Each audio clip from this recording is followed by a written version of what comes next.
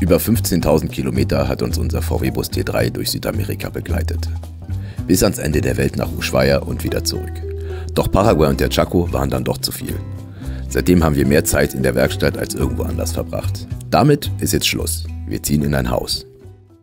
Es ist Neugier, die uns treibt, die Ferne, das Unbekannte.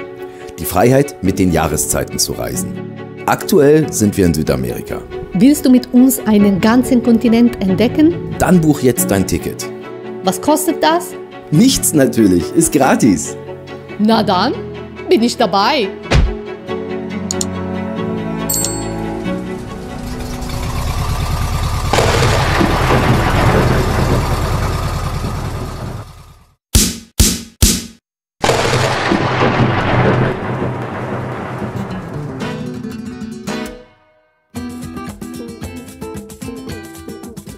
Willkommen zu einem neuen Video mit uns. Genau, cool, dass ihr wieder dabei seid.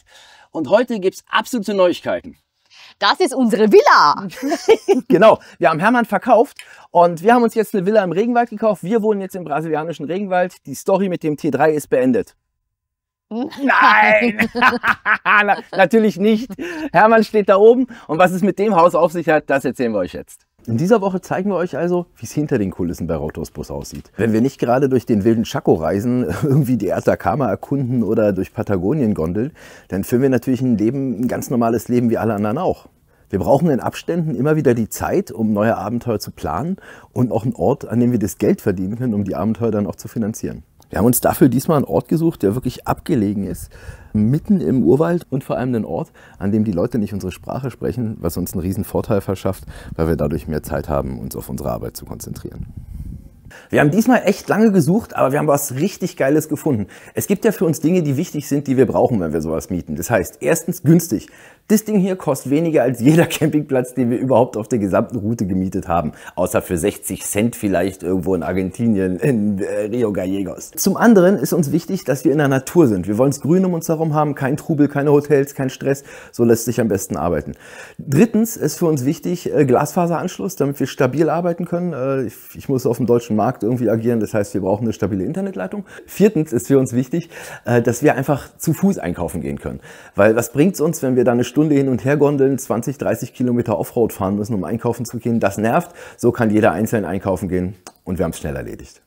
Außerdem passt die Wohnung zu uns. Die ist ein bisschen Chaos, war sie aber von Anfang an, als wir hergekommen sind, sauber, aber Chaos. Aber genau das ist es, was wir eigentlich brauchen, um innovativ zu arbeiten. Wir haben unsere Ruhe, hier ist unser Arbeitsplatz. So, und was auch noch richtig cool ist, ja, das zeige ich euch jetzt, es hat 2 Bäder, jetzt eine Dusche, ein Klo und es gibt einen Mini-Whirlpool. Also das haben wir noch nie gesehen. Das Ding ist so klein, da kann sich einer reinsetzen und dann haben wir das Ding mit warmem Wasser voll machen und hat seinen Whirlpool. Bevor wir euch jetzt aber den Ort zeigen und wir gemeinsam mal nach Guaraquechaba gehen, wollen wir euch erstmal danken. Also die Zuschriften zu Hermann und was wir machen können, um den zu reparieren, die waren sehr, sehr gut.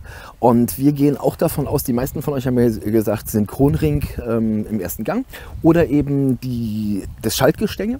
Und ich gehe auch vom Schaltgestänge aus, weil das hat ja alles gut gehalten und auf einmal hat es ein Geräusch gemacht, was so ein bisschen den Eindruck erweckt hat, als ob irgendwas locker ist, also Metall auf Metall. So, und dementsprechend gehe ich davon aus, dass es Schaltgestänge ist. Jetzt ist es hier aber so, dass es eigentlich jeden Tag total regnet und man deswegen, so ein bisschen schwierig sich unter das Auto legt. Das machen wir deshalb im nächsten Video. Und hier geht es heute mal darum, dass wir euch einfach mal zeigen, wo wir hier leben, wie wir hier leben, ja, und wie unser Alltag nebendran aussieht. Da steht ja der Gute. Völlig verdreckt. Guaraquechaba ist ein kleines Fischerdorf an der Atlantikküste. Laut Google leben hier ca. 7.500 Menschen. Wir haben das Gefühl, dass es viel weniger sind. Wenn wir zum einzigen Supermarkt im Dorf gehen, fällt die üppige Vegetation auf.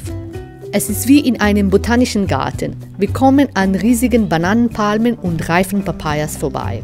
Es ist nicht besonders heiß, aber immer sehr feucht. Alle sind hier ziemlich relaxed.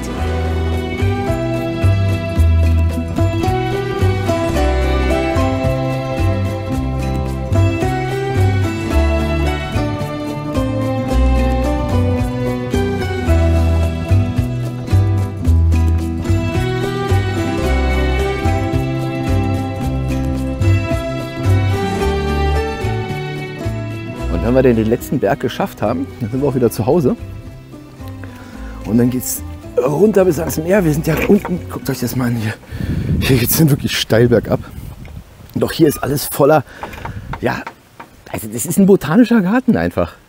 Es ist schier unglaublich. So, also auf. So, und hier geht es dann runter. So, hier wird gebaut. Und da unten sind wir.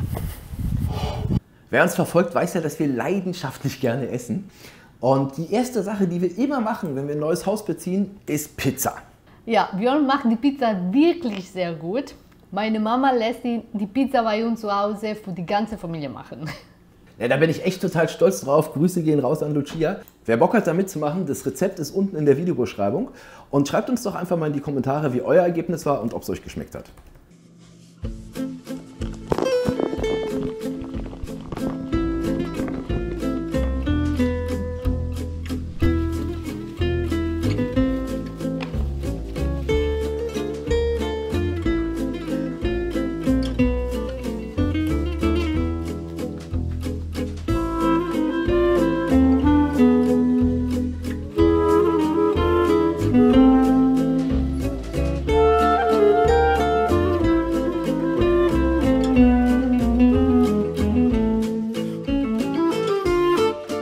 Also wenn der Grundteig fertig ist, dann denkt immer dran, die Schüssel, in dem der jetzt sein sollte, die sollte auf jeden Fall 3-mal größer sein als die Masse, weil der wird jetzt aufgehen. Der erste Schritt, den wir machen müssen, ganz, ganz wichtig, der kommt jetzt in den Ofen oder eben an einen Raum, der so 35 Grad hat und wird mit einem feuchten Tuch abgedeckt. Da lasst ihr den dann für 30 Minuten stehen, lasst den einfach in Ruhe.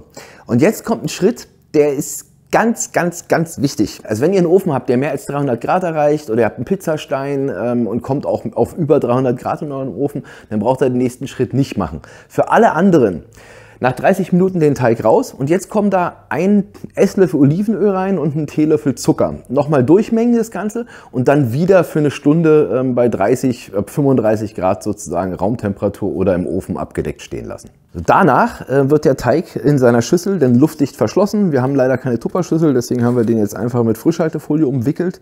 Und so kommt der Teig dann für 48 Stunden ab in den Kühlschrank.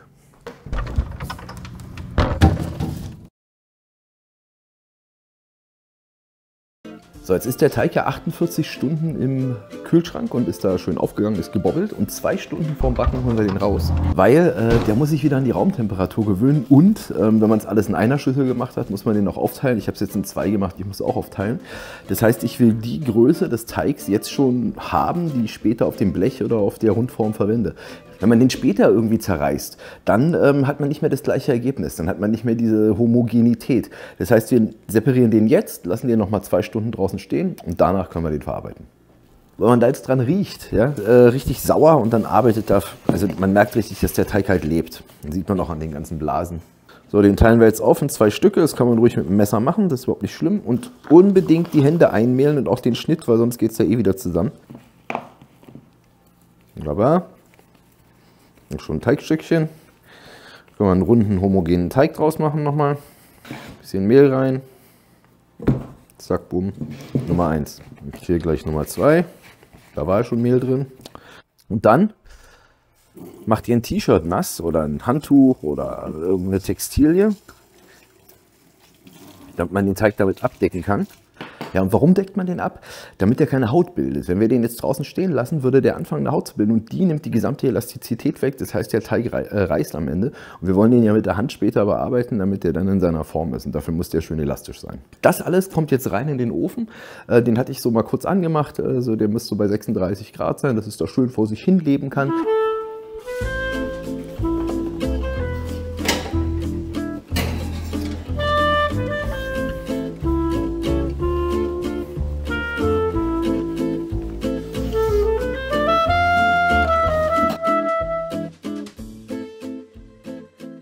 Und dann ist ganz wichtig, dass man halt auch nur mit den Händen arbeitet. Also irgendwie ausrollen oder irgend so ein Scheiß, auf gar keinen Fall.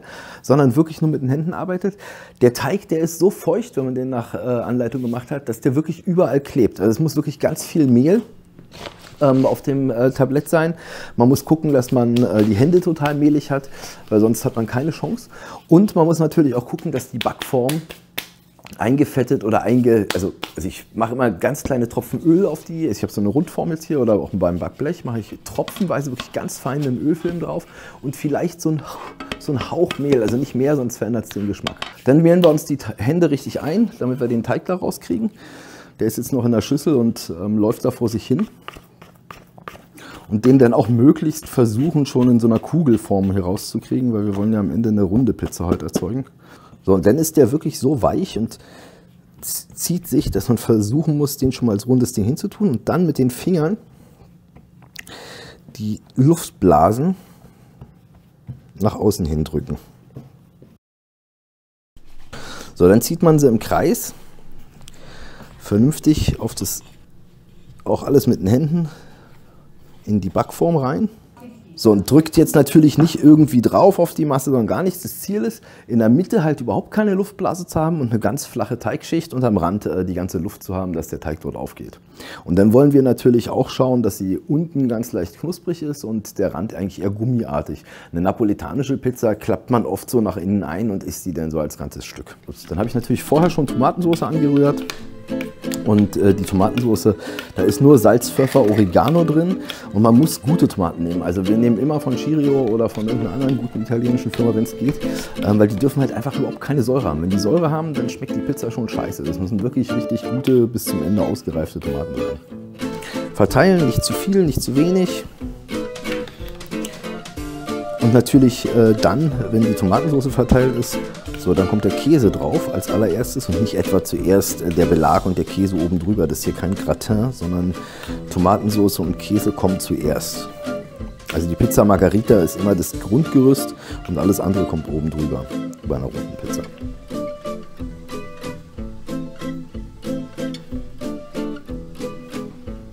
Fertig, ab in den Ofen. Eine richtige Pizza muss am Rand schön gummiartig sein, schön weich sein, aber von unten, guckt mal da, der Boden, der muss braun sein. So, das ist richtig gut geworden. Jetzt bin ich mal gespannt, wie das Ding schmeckt. Und, wie ist er?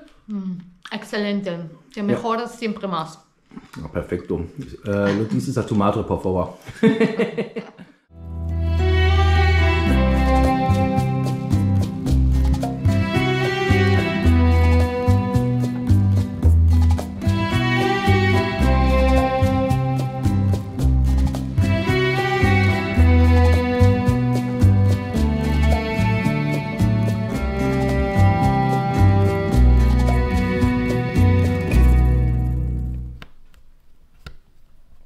Ja, es ist irgendwie verhext. Also jetzt ist nicht nur der Bus kaputt, jetzt streikt auch noch unser Arbeits-PC. Also irgendwas hat er am Arbeitsspeicher oder an der Festplatte. Ich hoffe, ich kann das selber reparieren.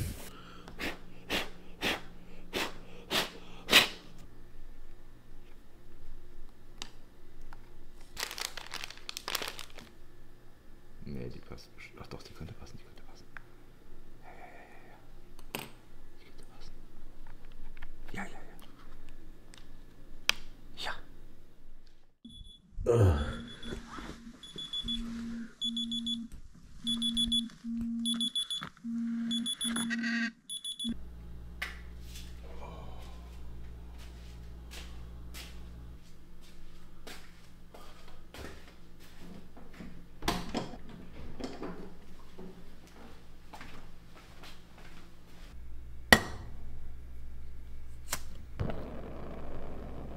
Ja, klasse, das passt doch.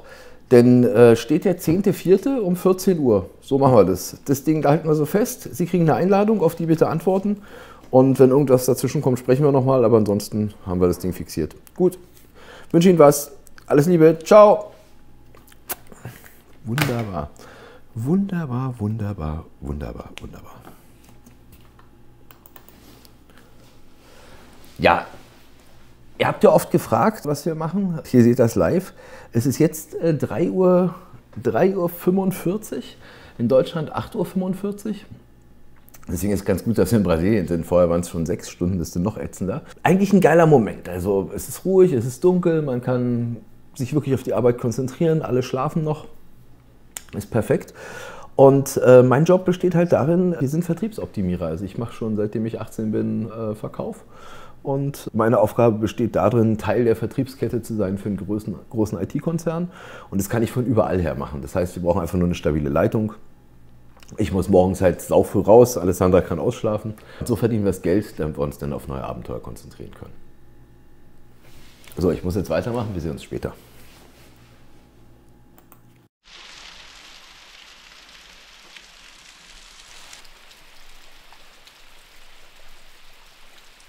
Also den Tag müssen wir mal nutzen. Seit 3 Tagen regnet es ununterbrochen. Ja, estamos en el bosque de lluvia, entonces. Genau, ist ja auch ein Regenwald. ¿Qué te espera? Im Regenwald regnet es. Ja, naja, und wenn wir in dieses Dorf wollen, können wir entweder laufen, das sind so 1,4 Kilometer. Aber da es immer mal wieder regnet, haben wir uns entschlossen, wir fahren jetzt mal. Und die Strecke, die ist, ja, also, ihr seht es ja, die ist, mich überholt einer. Ich wollte gerade sagen, abenteuerlich. Aber so richtig abenteuerlich scheint sie nicht zu sein, weil der fährt hier gleich mal dreimal so schnell lang wie wir. Und der ist ja auch leichter. Also da kann ich nicht, der fährt wirklich viel verrückter. Na egal. Auf jeden Fall, da vorne, da seht ihr ihn. Die Strecke hier, die ist halt nicht so, dass man sie wirklich schnell fahren kann. Also das Herz für Hermann. La calle está bien, o sea, no está suave, pero es llena de agujeros, ¿has visto? Ja, total. Warum fahren wir dahin? Und zwar ist ja der Laptop kaputt gegangen und unser RAM-Speicher durchgebrannt, unser Hauptlaptop, mit dem wir alle unsere Videos schneiden. Was natürlich ziemlich blöd ist, wenn wir jetzt hier festsitzen. Und jetzt hat unser Vermieter gesagt, dort im Dorf, da gibt es einen Laden, der hat RAM. Laptop-RAM, kaum zu glauben. Naja, egal, auf jeden Fall gucken wir da jetzt runter. Vamos a ver. Schauen wir mal, ob wir das da finden.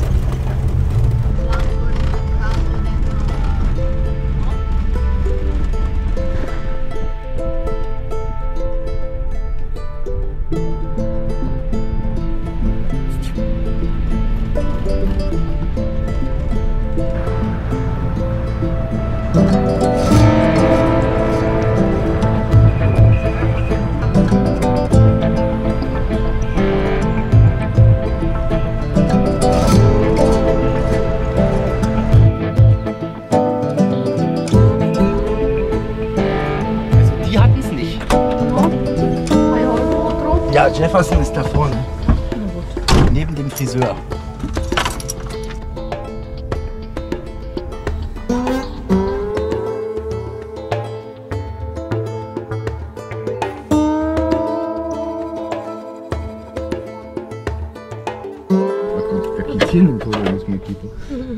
Gut, Thema RAM hat sich erledigt. Also es gab einen RAM, also wir hätten es ja fast nicht geglaubt. Es gab jetzt wirklich einen Laden und der hatte wirklich einen RAM-Stick da. Aber Alessandra meint schon, die müssen jetzt alle denselben Computer haben, weil die ja alle nur einen RAM-Bild verwenden können. Ich könnte mir vorstellen, dass die nur einheitliche Geräte haben, keine Ahnung. Auf jeden Fall. A ver, por favor, ¿dónde estamos aquí? No he esperado de encontrar. Nein, hätte ja sein können.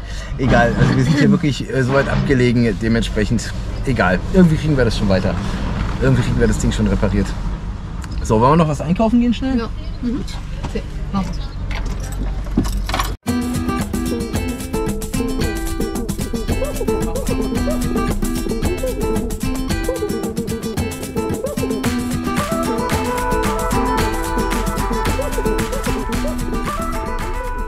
Ja, den Augenblick müssen wir echt mal nutzen. Die ganze Zeit hat es hier geregnet, jetzt ist es endlich mal warm. Und wir waren hier schon einmal Eis essen, ganz am Anfang, am ersten Tag. Und es war total lecker. Also mein Eis war sowieso lecker. Und sie hat irgendwie sowas ganz Komisches. Also ich weiß gar nicht, wie ich es nennen soll, aber es ist was Einzigartiges. Este azaí se llama, prácticamente es el fruto de una palmera del Brasil. Y la veo un poco como un arándanos al final. Es una palmera, dicen, de origen de la Amazonia y la usaban mucho los indígenas y para ellos era un poco como un fruto sagrado.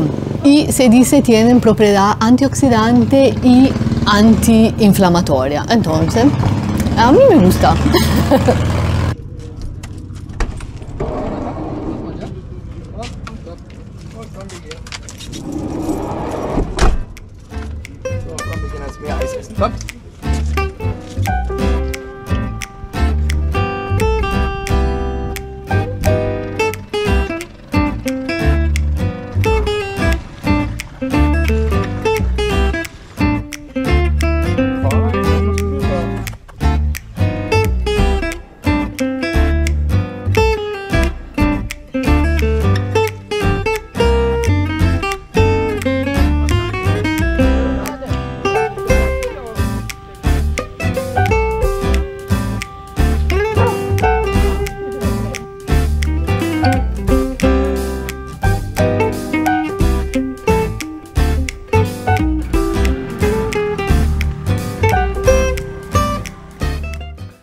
wir sind ja hier komplett im Urwald, also wirklich nur grün, fahren eigentlich keine Autos und normalerweise wäre es totales Paradies für Mali und Wilma. Aber da die ja nun mal schon älter sind und ja, hier lauter andere Hunde sind, sie mögen keine anderen Hunde mehr. Also sie hassen sie jetzt nicht, aber sie spielen auch nicht mit denen. Und wenn die auf der Straße liegen und dann sozusagen dominant sind, dann gehen sie da dran nicht vorbei. Was dazu führt, dass wir mit denen, wenn wir laufen, eigentlich überhaupt nicht laufen können, sondern nur ja, ein Stück aus dem Haus raus und dann haben die auch keine Lust mehr. Wir haben zum Glück so einen kleinen Garten, dann geht es. Und hier können wir Ball spielen. Und das ist geil, weil darauf freuen die sich, da haben die Bock drauf. Na, und das machen sie auch noch richtig gerne. Vielleicht nicht mehr 100 Mal hintereinander, aber... Was hast du gehört? Den Jaguar oder was? Okay. Ja, Ball spielen mögen sie auf jeden Fall richtig. Und wo spielt man besser Ball als auf dem Fußballplatz? Das passt. Wo ist denn der Balli? Komm mal her! Balli! Gib mal her den Balli! So, ist fein. Hast mir jetzt zwar nicht gegeben, aber ich hole ihn mir. Balli! Hutz!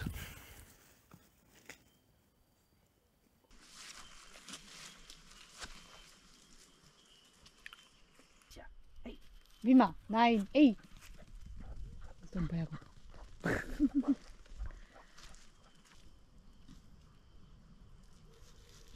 Tension.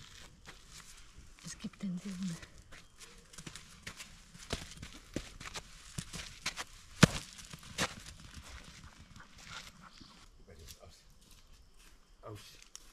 Was?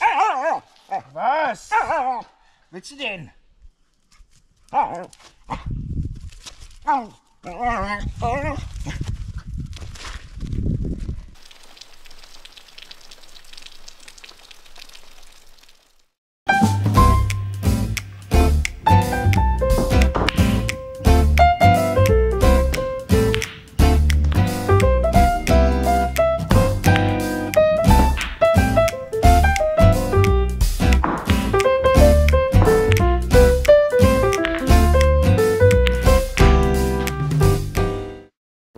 Es gibt ja wohl echt nichts Schöneres, als in dieser absoluten Stille in der Bucht zu sitzen